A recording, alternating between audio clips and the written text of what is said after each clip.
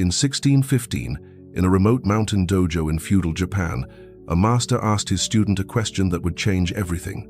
"Takeshi, if you face 10 enemies with your sword, how many can you kill?" The young samurai answered confidently, "All 10, master." The old master shook his head. "Wrong. You will kill none. Because the moment you think about killing 10, you have already lost to the first." This is the paradox every samurai had to solve. True victory comes not from action, but from presence. Not from technique, but from mind. Not from the sword in your hand, but from the silence in your soul. The samurai who understood this became legends. Those who didn't became corpses. And here's what nobody tells you. This principle isn't about fighting, it's about living. Right now, you're fighting 10 battles: work, relationships, health, purpose, and you're losing all of them for the same reason that samurai died on battlefields 400 years ago. You're everywhere except here. You're thinking about 10 enemies instead of facing the one in front of you. The question is, are you ready to learn what the samurai knew? Chapter 1. The Awakening. Takeshi's Shame. The year is 1615. Feudal Japan. The Tokugawa shogunate has unified the country after centuries of civil war. But in the mountains of Haida province, one dojo still trains warriors in the old way. Takeshi was 17 years old when shame found him. He'd been training in the dojo for 5 years. 5 years of sword practice, meditation, studying the classics. He could execute kata perfectly. His strikes were fast, precise, technically flawless. But he had a problem that no amount of practice could fix: fear. During sparring sessions with bokken wooden practice swords, Takeshi's mind would race. What if I get hit? What if I lose? What if the master sees my weakness? His body would tense. His breathing would become shallow. His perfect technique would crumble. The other students noticed. Whispers in the dojo. "Takeshi has good form but no spirit. He thinks too much. He'll never pass the test." The test, the final examination, that separated students from samurai. A real duel, with a real sword against a master. Not to the death, but to the moment where death becomes inevitable. Most students took this test at 18. Takeshi was already 17 and a half, and his master, Yamamoto-sensei, hadn't even mentioned it. One evening, after training, Takeshi approached his master. The old man sat in Caesar formal kneeling position in front of the dojo shrine, eyes closed in meditation. Takeshi knelt and waited. 5 minutes, 10 minutes, 15. Finally, Yamamoto-sensei opened his eyes. "Master," Takeshi said, voice trembling slightly, "when will I be ready for the test?" The master studied him. Those eyes had seen 100 battles, trained 1,000 students. They saw everything. "You are technically ready now," Yamamoto-sensei said. "But technically ready means nothing. I don't understand, master. Stand up, take your sword." Takeshi stood, gripped his bokken. "Now strike me." Takeshi raised his sword, but his hands shook. His master was unarmed, kneeling. This was the perfect opening. But something stopped him. I can't, master." "Why not?" "Because you're my master. It would be disrespectful." Yamamoto-sensei's face hardened. "Respect? No. You lie to yourself. The truth is you're afraid. Afraid of what happens after the strike. Afraid of my reaction. Afraid of failure. Your mind is in 10 places except the one that matters here, now, this moment." The words hit Takeshi like physical blows. Until you learn to be present, you will never be samurai. You will be a corpse with good technique. Go. Meditate on this. That night, Takeshi couldn't sleep. He sat in his small room, staring at the moonlight through the window. He'd dedicated 5 years to becoming samurai. 5 years of sacrifice, pain, discipline. And he was failing not because of his body, but because of his mind. He remembered the master's words. "Your mind is in 10 places." It was true. During every fight, Takeshi was thinking about the outcome, about looking good, about not failing, about everything except the actual moment of combat. As dawn broke, Takeshi made a decision. He would find the answer, whatever it took. Chapter 2. The Principle. Shoshin. Beginner's Mind. The next morning, Yamamoto-sensei announced, "Today, no sword practice. Today, we clean." The students groaned internally but showed nothing. Discipline. For the entire day, they swept the dojo, washed the floors, cleaned the weapons, organized the shrine. Manual labor. Mindless work. Or so Takeshi thought. He swept the same wooden floor he'd swept hundreds of times before. His mind wandered. This is pointless. I should be training. The test is coming. I need to improve my technique, not waste time cleaning. Then he noticed something. The master was sweeping too, but he swept differently. Each stroke of the broom was deliberate, focused, complete. When he swept left, he was fully sweeping left. When he swept right, he was fully sweeping right. There was a quality to his movement, a presence that transformed the mundane task into something almost sacred. Takeshi watched, transfixed. After the cleaning ended, the master called him over. "What did you learn today, Takeshi?" Takeshi hesitated. "That? The dojo must be kept clean?" Yamamoto-sensei smiled. "Wrong. Come with me." They walked to a small meditation hall behind the main dojo. Inside, a single scroll hung on the wall. 2 characters in elegant calligraphy. "Chusin Shoshin," the master said. "Beginner's mind. Do you know what this means?" 2. Approach everything like a beginner. Deeper. When a beginner picks up a sword for the first time, what is in his mind? Takeshi thought. Curiosity? Focus on learning? Yes. And what else? Nothing else. Just the sword. Just that moment. Exactly.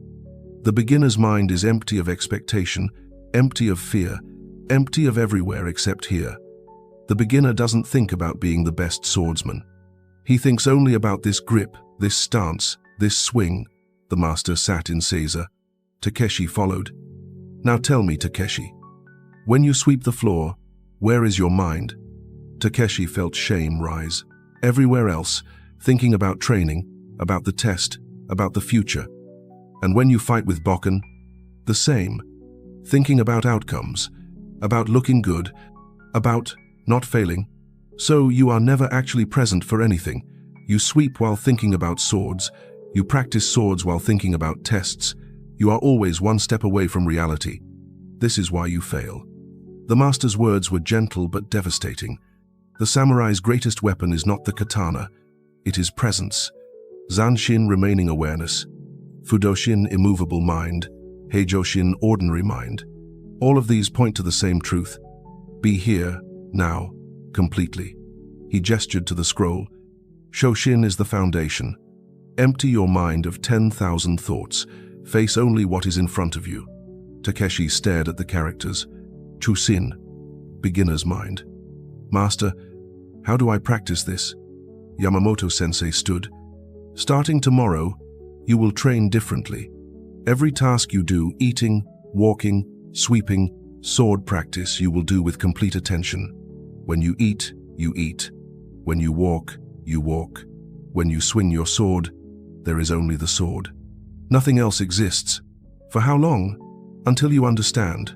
Maybe 1 month, maybe 1 year, maybe never. It depends on you.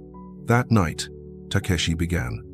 He sat for meditation, but instead of trying to achieve anything, he simply sat, breathing, present. Thoughts arose. Am I doing this right? Is this working? What if I fail? Each time, he acknowledged the thought and returned to his breath. Here, now, this moment only. It was the hardest thing he'd ever done. If you're beginning to understand how presence could transform your life, the way it transformed Takeshi's, join the Presence and Purpose community. Subscribe and walk this path with us as we explore the ancient warrior wisdom that builds modern mastery. Chapter 3. The Test. 30 Days of Presence. The first week was torture. Takeshi's mind rebelled against presence. Every activity felt agonizingly slow. Eating breakfast became an eternity. Walking to the training hall felt like wading through mud. His mind screamed, "This is pointless. You're wasting time. Everyone else is getting better while you're just being present." But he continued, because the master had given him a path, and Takeshi would follow it to the end. Week 2 brought a shift. During morning meditation, Takeshi experienced something strange.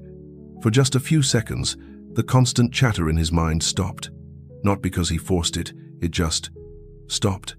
In that gap of silence, he heard the wind in the trees outside, the creaking of the wooden building, his own heartbeat. It felt like waking up from a dream, like he'd been asleep his entire life and suddenly opened his eyes for the first time. The moment passed. The mental chatter returned.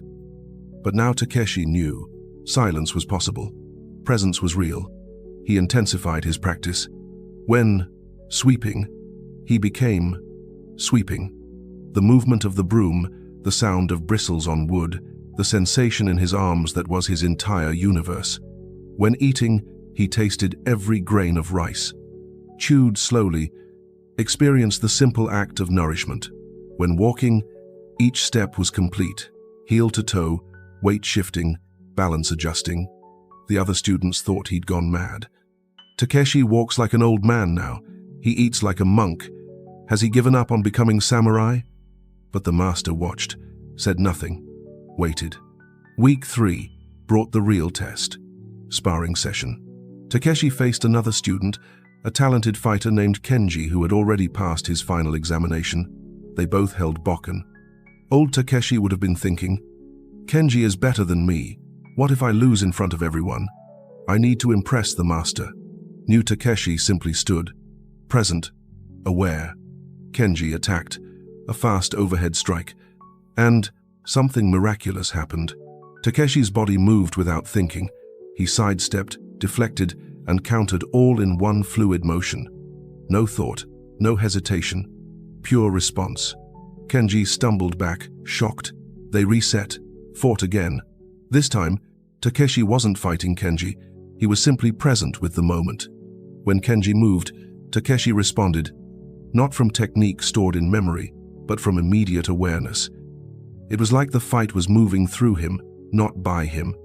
The match ended. Kenji bowed deeply. That was different. You've changed. Takeshi bowed back, saying nothing. But inside, understanding was dawning. Presence wasn't just a meditation practice, it was the source of all warrior power. When you're fully present, you don't react from fear or thought. You respond from awareness. And awareness is always faster, always more appropriate, always more powerful than thinking. That evening, the master called him over. Tomorrow, Yamamoto-sensei said, you will face your final test. Takeshi felt fear rise, then let it pass. Here, now, only this moment. Yes, master, I'm ready. For the first time in 5 years, it was true. Chapter 4. Warrior Psychology, the Science of Presence. Before we continue Takeshi's story, let's understand what was actually happening in his brain. Modern neuroscience has discovered something the samurai knew 400 years ago. Presence is a trainable skill that physically changes your brain structure. When Takeshi practiced being present, he was deactivating his default mode network, the DMN. This is the brain network responsible for mind-wandering, self-referential thinking, and anxiety about past and future. Every time he brought his attention back to the present moment, he was strengthening his prefrontal cortex, the region controlling attention, emotional regulation, and executive function. This isn't mysticism. This is measurable brain change. Studies on meditation practitioners show increased gray matter density in areas controlling attention and decreased activity in areas controlling fear response and anxiety. The samurai didn't have MRI machines, but they understood the principle perfectly. Miyamoto Musashi, the greatest swordsman in Japanese history, wrote in the Book of Five Rings, "In strategy, it is important to see distant things as if they were close and to take a distanced view of close things. This is presence, the ability to be here while maintaining perspective, the ability to face immediate danger without losing composure." Takuan Soho, the Zen master who advised many samurai, explained it this way: "The mind must always be in the state of flowing, for when it stops anywhere, that means the flow is interrupted, and it is this interruption that is injurious to the well-being of the mind." Modern psychology calls this flow state. The samurai called it mushin no mind. But there's a deeper layer. When Takeshi fought Kenji while fully present, His amygdala, the brain's fear center, had less control over his responses. His body accessed trained movements without the interference of conscious thought. This is what the samurai meant by, no mind doesn't mean having no thoughts. It means thoughts don't control you. The Hagakure, a practical guide to samurai behavior, states, meditation on inevitable death should be performed daily. Every day when one's body and mind are at peace, one should meditate upon being ripped apart by arrows, rifles, spears, and swords. This sounds morbid, but it's brilliant psychology. By fully accepting death, the ultimate fear, the samurai freed themselves from fear's paralysis. They understood, you cannot control outcomes, you can only control presence. When you're fully present, fear doesn't disappear, but it no longer controls you. You feel it, acknowledge it, and act anyway. This is Fudoshin, the immovable mind, not unmoved by emotion, unmoved by the need to react to emotion. Takeshi had discovered this, not through reading about it, but through living it. Through 30 days of choosing presence over distraction, awareness over thought, being over becoming. Now he would face the ultimate test. If this journey into feudal Japan is resonating with you, if you're ready to learn the samurai practices that create unshakable presence, subscribe to this channel. We're building a community of warriors who choose awareness over distraction, presence over performance. Chapter 5. The First Transformation. The Final Examination. Dawn. The dojo courtyard. Takeshi stood in hakama and gi, wooden sword in hand. Across from him, Yamamoto-sensei, holding a real katana. Yes, a real sword. Sharpened steel. This was the tradition. The student uses wood, the master uses steel. The difference in weapons equals the difference in skill. If the master wanted, one strike would end Takeshi's life. Around the courtyard, other students and masters from neighboring dojos watched. This was formal. Official. There would be witnesses to either Takeshi's success or his failure. Yamamoto-sensei spoke, voice carrying across the silent courtyard. Takeshi has trained for 5 years. Today he faces the test. Not to defeat me, that is impossible, but to show warrior spirit, to demonstrate presence under pressure, to prove he is samurai. The old master settled into kamae fighting stance. The katana gleamed in the morning sun. Takeshi's heart pounded. His hands wanted to prove, shake. Old Takeshi would have been drowning in thoughts right now. What if I fail? What if I embarrass myself? What if I die? What if... But new Takeshi took a breath, felt his feet on the ground, heard the wind in the bamboo, saw his master's stance. Here, now, only this. The master moved. Not a full attack, a testing strike. Fast, controlled, aimed at Takeshi's shoulder. Takeshi's body responded. No thought, no plan, just presence. He sidestepped. The katana whispered past his ear. He countered with bokken, not trying to hit, just responding to the opening. The master deflected. Reset. They circled. Another attack. Faster this time. A combination, high strike, low sweep. Takeshi flowed, body moving before mind could interfere. Block, dodge, counter. The katana never touched him. Around the courtyard, murmurs. This was unusual. Most students spent the entire test defending desperately. Takeshi was responding, adapting, present. The master increased intensity. Real speed now. The kind of speed that kills in actual combat. And here's what happened. Takeshi stopped trying to win, stopped trying to impress, stopped trying at all. He simply was, present with each moment, each movement, each breath. The fight became a dance. The master would strike, Takeshi would respond, not from technique, but from immediate awareness. Zanshin, remaining awareness. Even after blocking, Takeshi stayed alert. Even after countering, he was ready for the next moment. 3 minutes passed. In combat, an eternity. Then the master did something unexpected. He created an opening, a clear, obvious gap in his defense. Most students would attack immediately, desperate to score a point. Takeshi saw it, recognized it, didn't take it. Because presence revealed the truth. It was a trap, an invitation to overcommit. He waited. The master saw. Understanding passed between them. Then Yamamoto-sensei lowered his katana, stepped back, bowed deeply. Enough. You have passed. Silence. Then, applause. From the watching masters. Takeshi bowed, trembling now that the test was over. Not from fear, from the release of intensity. Later, in private, the master explained.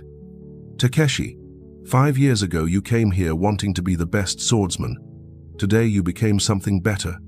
You became present. The sword is just a tool. Presence is the weapon. When you didn't take that opening, you showed wisdom. The young warrior tries to win every exchange. The true warrior knows some victories are defeats in disguise. Takeshi listened, but something was stirring inside him. A question. Master, I've passed the test. I'm officially samurai now. But I feel like this is just the beginning, not the end.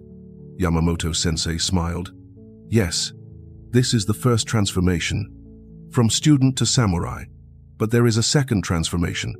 From samurai to master. And for that, you must leave this dojo. Takeshi's eyes widened. Leave? Yes. I am sending you to the temple on Mount Koya. There, you will train with the monks for 1 year. Not in swordsmanship, in pure presence, in Zen meditation. Because the next level of mastery isn't about fighting better. It's about transcending the need to fight at all. Takeshi thought he'd learned presence. But in the mountains, with the Zen monks, he would discover that what he'd learned was just the shadow of true awareness. The real training was about to begin. Chapter 6. Deep Training Arc. 1 year on Mount Koya. Mount Koya, sacred mountain, home to one of Japan's oldest Zen monasteries. Takeshi arrived with his swords, his warrior's pride, his samurai title. The head monk, Master Ikkyu, looked at him with eyes that had witnessed 60 years of meditation. Leave your swords at the gate. You won't need them here. But Master, I am samurai. Here, you are nothing. Here, you are beginner. Here, you learn to sit. And so began the hardest year of Takeshi's life. No sword practice, no combat training, nothing he associated with being warrior. Instead, sitting meditation. Hours upon hours of zazen. Sitting, just sitting, watching the mind, being present. The first month was psychological warfare. Takeshi's mind screamed. This is pointless. You're a trained samurai. You should be perfecting your technique, not sitting like a statue. His legs cramped, his back ached. His mind raced with thoughts, plans, memories, anxieties. Master Ikkyu would walk between the meditating students, carrying a wooden stick. When he saw someone's mind had wandered visible through posture, breathing, subtle movements, he would strike their shoulder. Not hard, just enough to snap attention back. Takeshi got struck a lot, but he persisted, because somewhere deep inside, he understood. The master at the dojo had sent him here for a reason. Month 2 brought a breakthrough. During one meditation session, Takeshi's mind was particularly chaotic. Thoughts everywhere. Anxiety about wasting time. Frustration with lack of progress. Then Master Ikkyu rang a bell. Time for walking meditation. The student stood, began walking in a slow circle around the meditation hall. 1 step per breath, heel to toe. Complete awareness. And in that moment, something clicked. Takeshi realized, presence isn't about stopping thoughts. It's about not being controlled by them. Thoughts would always come. The question was, do you chase them? Or do you let them pass like clouds? He began watching his thoughts without engaging. Oh, there's anxiety about my training. Interesting. It's just a thought. And he'd return to his breath, to the sensation of walking, to here, now. The thoughts didn't stop, but they lost their power. Month 3 through 6, deepening. The monastery routine became his world. Wake at 4 a.m. Meditation. Simple breakfast in silence. Work meditation, chopping wood, hauling water, tending gardens. More meditation. Study of sutras. Evening meditation. Sleep. Every activity was practice in presence. When chopping wood, be completely with the axe, the wood, the movement. When eating, taste every grain of rice. When reading sutras, absorb each character. Takeshi discovered layers of presence he'd never imagined. There was surface presence, paying attention to the task. Then deeper presence, feeling the space between thoughts. Then even deeper, recognizing the awareness that's always there, beneath all thoughts and feelings. The Zen masters called this original mind, or Buddha nature. The unchanging awareness that witnesses everything but is never disturbed by anything. Month 7 brought the second test. Master Ikkyu called Takeshi to his quarters. "You've been here 6 months. You've learned to sit, to be present in stillness. Now you must learn presence in chaos." He handed Takeshi a letter. "There's a village 3 days' walk from here. Bandits have been terrorizing them. The village headman has requested help. You will go alone, handle this situation, then return." Takeshi felt old patterns activate. The samurai mind. "Finally, a chance to use my skills. I'll show them what a trained warrior can do." But underneath that, new awareness. The ego wanting to prove itself. "Interesting."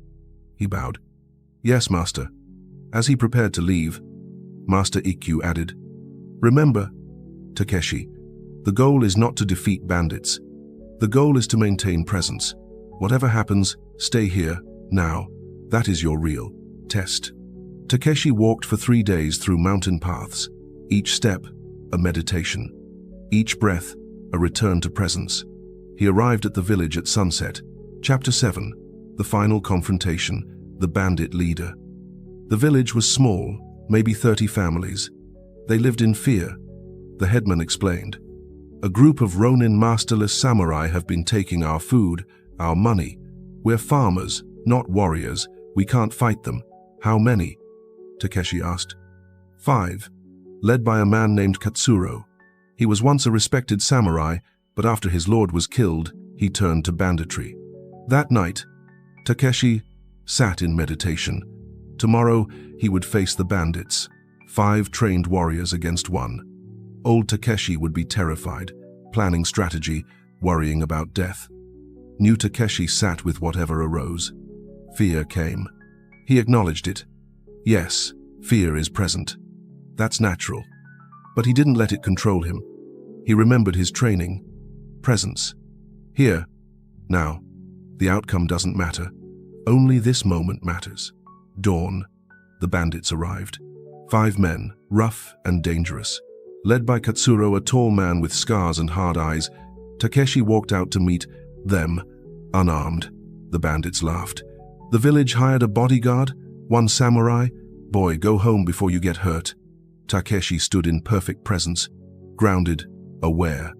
Still, Katsuro stopped laughing. Something in Takeshi's stillness made him uneasy. "You're different from the usual village defenders. Who trained you?" "Yamamoto-sensei. And Master Ikkyu." Katsuro's eyes widened slightly. He recognized those names. Masters of masters. "So you think you can stop us?" Takeshi smiled gently. "I'm not here to stop you. I'm here to speak with you. As one samurai to another." This confused the bandits. Where was the challenge? The bravado? The threat? Takeshi continued, voice calm and present. "Katsuro-san, you were once a respected warrior. You served with honor. What happened to bring you to this?" For a moment, something flickered in the bandit leader's eyes. Pain. Loss. "My lord was killed. My honor died with him. This," he gestured to the village, "this is all that's left." "No," Takeshi said. "Your honor isn't gone. It's just sleeping. Beneath the pain, beneath the anger. It's still there." The other bandits shifted uncomfortably. This wasn't how these confrontations usually went. Takeshi stepped closer, completely undefended, completely present. "I know the Bushido code requires you to serve a lord, but what if there's a higher lord than any daimyo? What if you could serve something that can never be killed, never be taken away?" "And what is that?" Katsuro asked, hand on his sword but not drawing. "Presence, awareness, the part of you that remains when everything else is gone. Master Ikkyu taught me. You can lose your lord, your lands, your life, but you cannot lose your true nature." Silence hung in the morning air. Katsuro stared at this strange young samurai who faced 5 armed men with nothing but words and presence. You're either very brave or very foolish. Perhaps both. Takeshi smiled. But I'm also very present, and in this moment, I'm offering you a choice. Continue this path of fear and violence, or remember who you truly are. One of the other bandits sneered. Katsuro, why are we listening to this? Let me cut him down. He drew his sword, rushed forward, and Takeshi didn't move. Completely still, completely present. No fear, no aggression, just awareness. The bandit's sword stopped an inch from Takeshi's throat. He couldn't do it. Something in Takeshi's presence, the absolute absence of fear or resistance, made violence impossible. The bandit stumbled back, confused. Katsuro watched all this. Then he did something unexpected. He knelt, bowed his head. Forgive me. I forgot. I forgot what it means to be samurai. The other bandits looked at their leader in shock. Katsuro stood. We're leaving, and we won't return. He looked at Takeshi. Where is this Master Ikkyu? Mount Koya. Perhaps. I'll visit him. If he'll accept a broken man. Takeshi bowed. There are no broken men. Only men who've forgotten their wholeness. The bandits left. The village was safe. Not through violence. Through presence. Takeshi returned to Mount Koya. Master Ikkyu was waiting. Tell me what happened. Takeshi recounted the story. The master listened, nodding. And what did you learn? Takeshi paused, then understanding flooded through him. I learned that presence is the ultimate weapon, not because it defeats enemies, but because it transforms them. When you're fully present, completely grounded in awareness, you become a mirror. And people see themselves reflected back. Katsuro saw his true nature in my stillness. The bandit who attacked me saw the futility of violence in my lack of resistance. Presence doesn't fight. It doesn't need to. It simply is. And that isness is more powerful than any sword. Master Ikkyu smiled. Yes, this is the secret the greatest warriors discover. The ultimate victory is not defeating others. It's transcending the need for conflict altogether. Miyamoto Musashi won 60 duels. But at the end of his life, what did he write? Step by step, walk the 1,000-mile road. He wasn't talking about defeating 1,000 enemies. He was talking about presence in each step. The beginner samurai thinks, how can I win this fight? The advanced samurai thinks, how can I be present in this fight? The master samurai realizes, when you're truly present, there is no fight. This is the final teaching. Shoshin beginner's mind isn't just about learning. It's about seeing every moment, fresh, new, complete in itself. Zanshin remaining awareness isn't just about staying alert after combat. It's about understanding that life is combat, and you must remain aware always. Fudoshin immovable mind isn't about being cold or unfeeling. It's about being so rooted in presence that nothing external can shake your internal peace. You've learned these principles through your sword, but now you understand they apply to everything. Every conversation, every meal, every breath. This is what it means to be truly samurai. Not a warrior who kills, but a warrior who brings life through presence. Takeshi bowed deeply. Thank you, Master, for everything. Your training here is complete. Where will you go now? Takeshi had been thinking about this. Back to Yamamoto-sensei's dojo. Not as a student, as a teacher, to pass on what I've learned. Good. The circle completes. Student becomes master. Master becomes student. This is the way. The samurai lesson 10 years later. Takeshi runs the dojo now.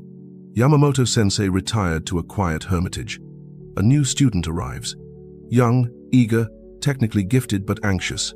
Reminds Takeshi of himself. Master Takeshi, I want to become the greatest swordsman in Japan. Takeshi smiles. He's heard this before. He said it himself once. Come, sit with me. They sit in Caesar, before the shrine. The same shrine where Yamamoto-sensei taught Takeshi about Shoshin all those years ago. Do you see this scroll? Takeshi points to the characters. Chusin. Yes, Master. What does it say? Shoshin. Beginner's mind. And what does that mean to you? The young student thinks. 2. Approach training with humility. Yes, and more. It means to be present for this moment. Not the moment when you're the greatest swordsman.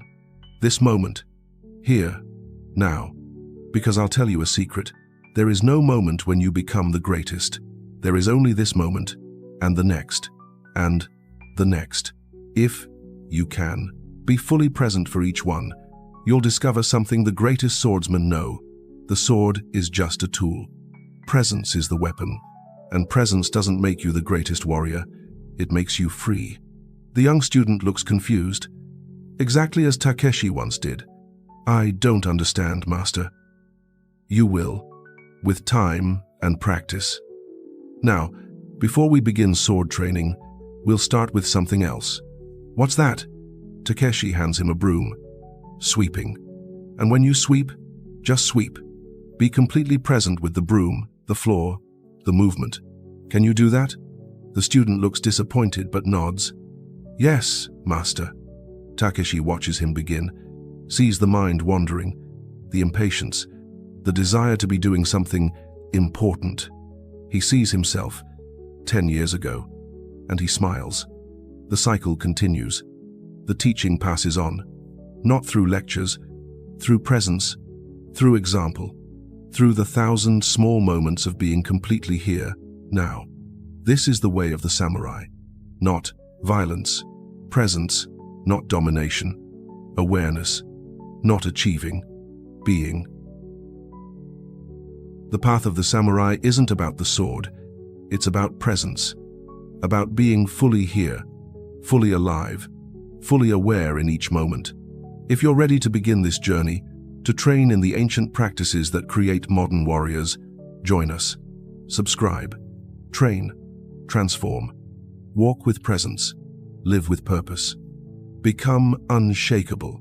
See you in the next lesson, warrior.